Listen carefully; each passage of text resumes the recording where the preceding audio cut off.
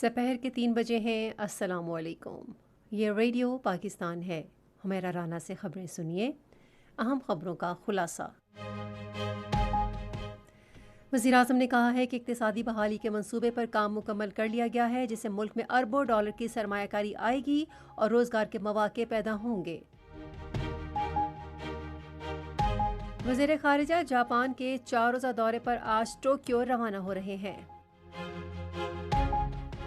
پاکستان اور بھارت نے اپنی تحویل میں موجود قیدیوں کی فہرستوں کا تبادلہ کیا ہے۔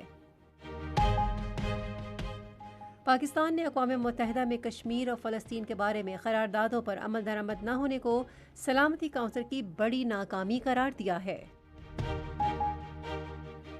اور اقوام متحدہ کے تہذیبوں کے اتحاد نے سویڈن میں قرآن پاک کے اوراق کو نذر آتش کرنے کے کبھی فعل کی شدید مذمت کی ہے۔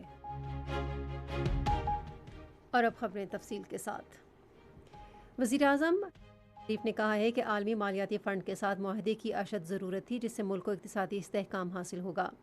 انہوں نے ان خیالات کا اظہار لاہور میں اس معاہدے کی دستاویز پر دستخطوں کے موقع پر اپنے ٹویٹ میں کیا۔ وزیراعظم نے کہا کہ قومیں قرضوں سے نہیں بنتیں۔ انہوں نے دعا کی کہ یہ نیا پروگرام پاکستان کے لیے آخری پروگرام ثابت ہو۔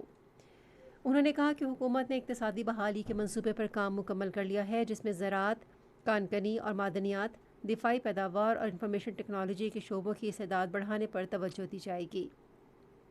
وزیراعظم نے کہا کہ اس منصوبے سے ملک میں اربوں ڈالر کی سرمایہ کاری ہوگی اور 40 لاکھ افراد کے لیے روزگار کے مواقع پیدا ہوں گے۔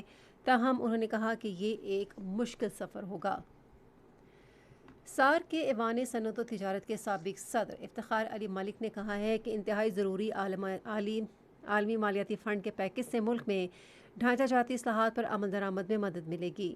انہوں نے آج اسلام آباد میں ایک بیان میں وزیراعظم شہباز شریف اور وزیر خزانہ اسحاق ڈار کو التوا کے شکار عالمی مالیاتی فنڈ پروگرام کی منظوری کے لیے بہترین ممکنہ کوششوں پر مبارکباد دی۔ انہوں نے کہا کہ وزیراعظم شہباز شریف کی بصیرت اور دانش مندی کی بدولت IMF معاہدے کے لیے دوست ممالک کی بھرپور مدد نے کلیدی کردار ادا کیا۔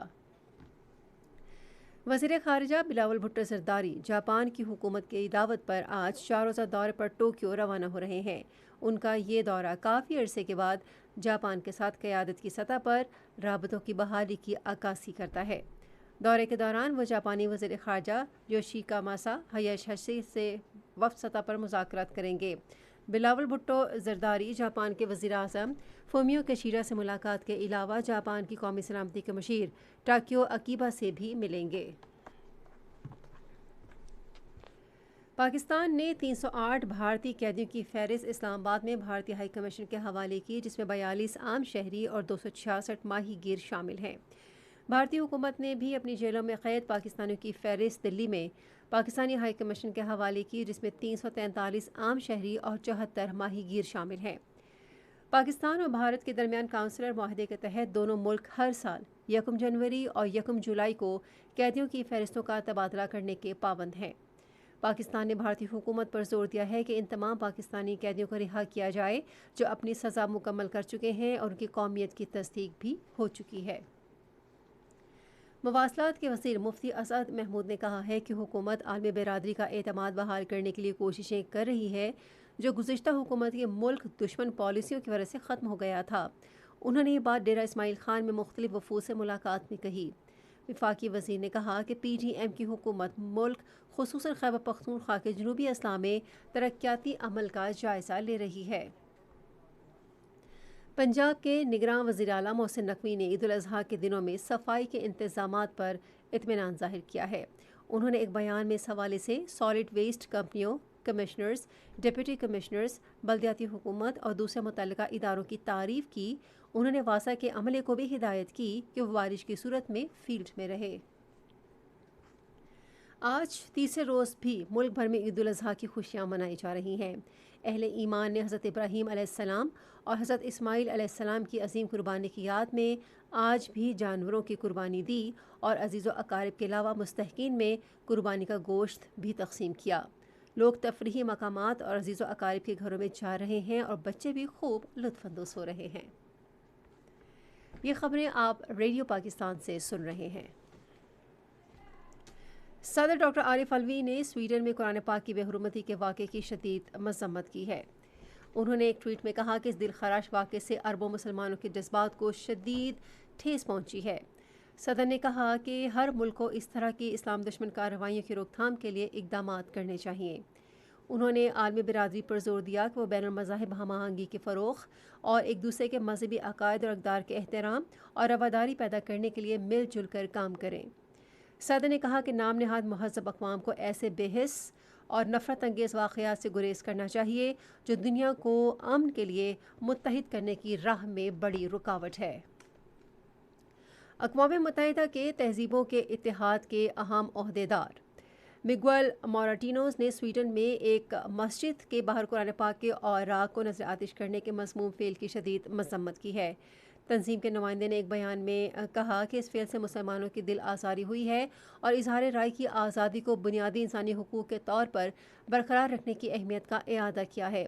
انہوں نے مذہبی مقامات کے تحفظ کے لیے اقوام متحدہ کے ایکشن پلان کا حوالہ بھی دیا۔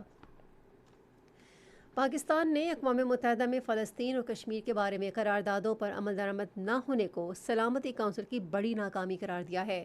اقوام متحدہ میں پاکستان کے مستقل مندوب منیر اکرم نے عالمی ادارے کی جنرل اسمبلی میں اظہار خیال کرتے ہوئے کہا کہ مقبوضہ کشمیر پر بھارت کا غیر قانونی تسلط ختم کرنے اور کشمیریوں کو حق کے خود ارادیت دلانے کے بارے میں اپنی ہی قراردادوں پر عمل درآمد میں ناکامی پر سلامتی کونسل کے وجود اور اس کی ساکھ پر سنگین سوالات اٹھ رہے ہیں۔ پاکستانی نمائندے نے عالمی امن کو درپیش خطرات کو اجاگر کرنے اور تنازعات کے حل اور کشیدگی سے بچنے کے لیے سلامتی کونسل کی کاوشوں پر مبنی رپورٹ جاری کرنے پر زور دیا۔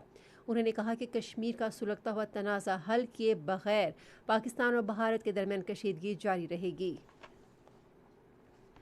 بھارت کے غیر قانونی زیر قبضہ جموں و کشمیر میں بھارتی فوج نے گزشتہ ماہ کے دوران ریاستی دہشت گردی کی مسلسل کارروائیوں میں ایک خاتون سمیت 17 کشمیریوں کو شہید کر دیا۔ آج کشمیر میڈیا سروس کے تحقیقاتی شعبے کی جانب سے جاری کردہ رپورٹ کے مطابق شہداء میں سے ایک کو جعلی مقابلے میں شہید کیا گیا۔ ٹانک اور شمالی وزیرستان کے اضلاع میں سیکیورٹی فورسز نے کامیاب کارروائیوں کے دوران 6 دہشت گردوں کو ہلاک کر دیا ہے۔ فوج کے شعبۂ تعلقات عامہ کے مطابق یہ دہشت گرد سیکیورٹی فورسز کے خلاف حملوں سمیت بے گناہ شہریوں کے قتل میں ملوث تھے۔ ریڈیو پاکستان آج سپہر 4:05 پر اپنے قومی نشریاتی رابطے پر جمہوری رویے کا فروغ کے موضوع پر ایک خصوصی مذاکرہ نشر کرے گا۔ اس کے فوراً بعد خصوصی افراد کے لیے ایک اور خصوصی پروگرام نشر کیا جائے گا، ہم کسی سے کم نہیں۔ موسم۔ محکمہ موسمیات کی پیشگوئی کے مطابق آئندہ 12 گھنٹے کے دوران ملک کے بیشتر حصوں میں موسم خشک اور گرم رہنے کا امکان ہے، تاہم جنوبی پنجاب میں موسم گرم اور مرطوب رہنے اور شمالی پنجاب، ذیلی خیبر پختونخوا اور ملحقہ علاقوں میں گرج چمک کے ساتھ بارش کا امکان ہے۔ آج ریکارڈ کیا گیا بعض شہروں کا زیادہ سے زیادہ درجہ حرارت: Islamabad, Lahore, Karachi 35 degree centigrade, Peshawar 36، Quetta 34، Gilgit 33، Murree 25، Muzaffarabad 34، سری نگر 27، جموں 33 اور لیہ میں 18 ڈگری سینٹی گریڈ ریکارڈ کیا گیا۔ خاص خبروں کا خلاصہ ایک بار پھر۔ وزیراعظم نے کہا ہے کہ اقتصادی بحالی کے منصوبے پر کام مکمل کر لیا گیا ہے، جس سے ملک میں اربوں ڈالر کی سرمایہ کاری آئے گی اور روزگار کے مواقع پیدا ہوں گے۔ وزیر خارجہ جاپان کے 4 روزہ دورے پر آج ٹوکیو روانہ ہو رہے ہیں۔ پاکستان اور بھارت نے اپنی تحویل میں موجود قیدیوں کی فہرستوں کا تبادلہ کیا ہے۔ پاکستان نے اقوام متحدہ میں کشمیر اور فلسطین کے بارے میں قراردادوں پر عمل درآمد نہ ہونے کو سلامتی کونسل کی بڑی ناکامی قرار دیا ہے۔ اور اقوام متحدہ کے تہذیبوں کے اتحاد نے سویڈن میں قرآن پاک کے اوراق کو نذر آتش کرنے کے کبھی فعل کی شدید مذمت کی ہے۔ خبریں ختم ہوئیں۔ مزید خبروں اور تجزیوں کے لیے آئیے ہماری ویب سائٹ پر radio.gov.pk اور فیس بک کے link radio Pakistan news official پر براہ راست ویڈیو سٹریمنگ بھی ملاحظہ کیجیے۔